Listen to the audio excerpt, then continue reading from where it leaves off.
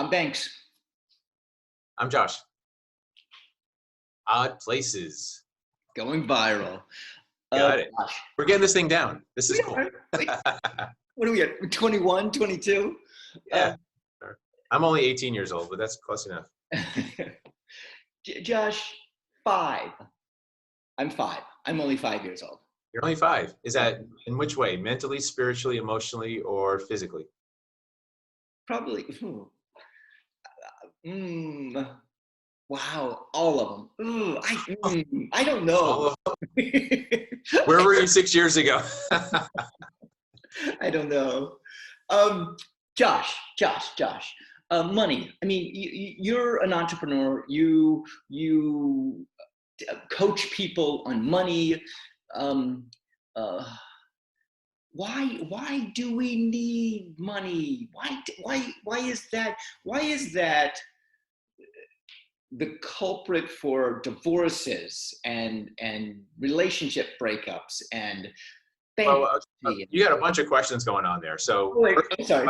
why do we need money? And then you're talking about how bad it is. So let's Not bad. Not bad. I mean, we put a judgment on money. Okay. Just talk about the cause of divorce is the cause of stress. It's not the cause. It's probably up there. All right. Here we go. Let's start. Start with why do we need money? Why what? Your first question was why do we need money? Why do we need money? Let's start there. The facilitation of transfer of value. That's all it is. It's nothing more than that. If anyone paints it with anything more, like some inherent goodness or badness or evilness, then you're adding more crap to it. All right, so break that down. I have a cow. You have 18 chickens. How many chickens equals a cow? Like, how do we do that? That it's such a difficult concept. If I have like a cow and you've got 3 chickens, how much of my cow do you get for your 3 chickens? So what they did is they came up with this idea of money that says, hey, let's have a universal system where we could transfer value. You get some of my meat, I get some of your chicken, your poultry, and we can do it in an equitable way, in a fair way. That's all money is. Does that make sense? That's kind of the... That is, I get it. So I mean, I'm in a state right now, an area, a mindset where I have more peaches than I need. I have more cabbages than I need. And my friend, she's said, I have eggs, I have soap, we'll trade, we'll barter. And I am super cool with it. I'm super cool with people coming and cutting my lemongrass, and they can make Vietnamese soup and bring me some soup, and we're copacetic. I really like that. I mean, I don't know if that is the way of our future, the way I don't know if that's where we're headed. However, I would love that simplistic. Here we go. Here's what you get with bartering. You get a relationship. Now, granted, you get that relationship with money too. I mean, I have a great bank. I love my bankers. They fax for me. They notarize for me. Everything's for free. They practically send it off for free. They don't do that. They do fax. I have a relationship with them. I do not have the same kind of relationship I have with them as I do with the egg and soap exchange, barter, right. Cabbage and eggs. But don't you realize we still barter? Even if money's the intermediary only, it's still a barter system. It still is. You provide cabbage and then you go use that money to go buy a refrigerator that you need. It's still a barter system. There's just a middleman. That's all. But you can still have that relationship with the 2 end users can still have a relationship without the bank in the way. It's just you got to use the money. Okay. So I think we put too much on money. We give it too much importance. It's just a tool. It's like a screwdriver. Like screwdrivers are great, but they're not the most important thing in the world. They're just not. But they're surely nice to have. Okay, so why do we put so much emphasis on money? Why is money such a big thing in our lives? Well, let's go back to how we're raised. Let's go back to, and not just how we're raised, but here's what I believe. I believe we're raised to hate money.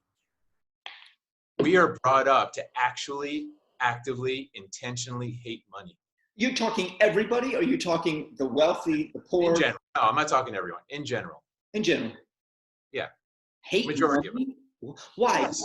We have to work This, for money and we hate work? What? no, no. First of all, this should not be very surprising. We see our parents fight over money. We see people do bad things for money, and we don't understand how money works. So all of these things combined, we have this little disdain for money. We're like, oh, money, bad, and we just see it, and then we're told all this crap, right? Money can't make you happy. Money's the root of all evil. Money isn't important. More money, more problems. Rich people are mean. Like there's so many of these, I call them money myths that we have, and it puts us in a mindset of hating money. And the problem is when you hate something, it ain't gonna hang around you too much, right? If someone hated you, you're not gonna be hanging around them a whole lot, right? So this is the challenge we go through. Okay, so what you're saying is that since we hate money, it's not going to be around us. We're not going to have money. Money's like us. Money wants to be respected and loved and cared for and used well and put Wait a to minute. work. You're personifying money. I am. In a mindset, the mindset of money, it is a personification. Yeah. What?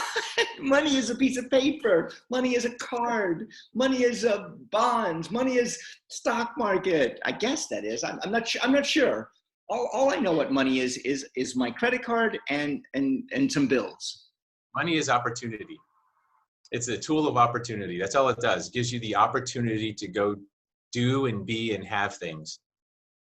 Right? That's at the end of the day, that's really all it is. So I wish it didn't have so much importance, to be honest, and I didn't have to personify it, but I'm trying to fight the negativity around money with a good personification.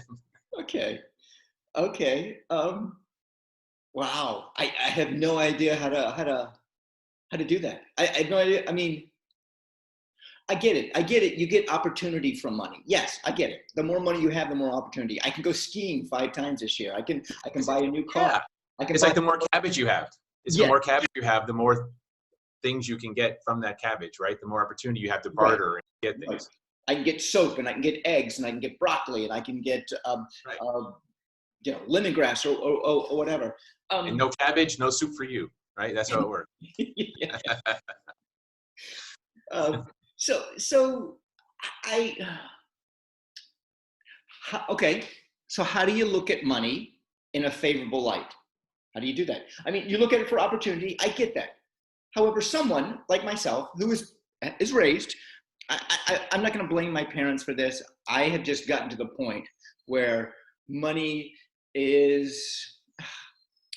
I did not want to have money rule my life, so I found ways not to spend money. So if I didn't spend money, I wouldn't need so much money to control my. You see the little. I see the conundrum. Yeah. That I'm So doing.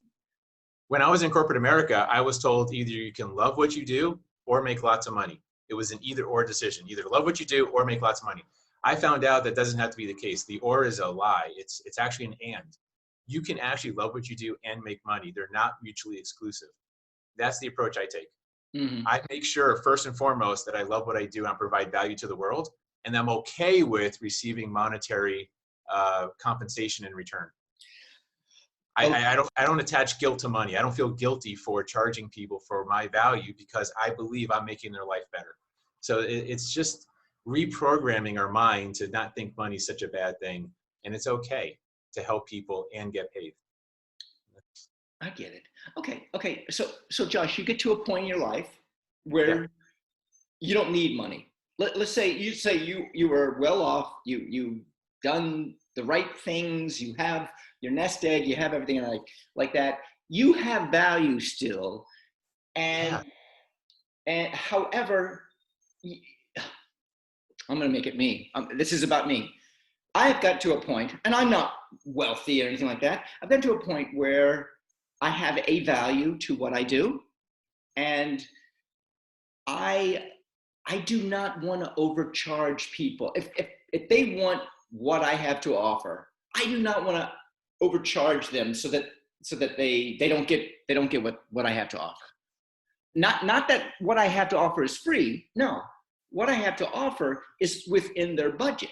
So I say to them, this is what I go for.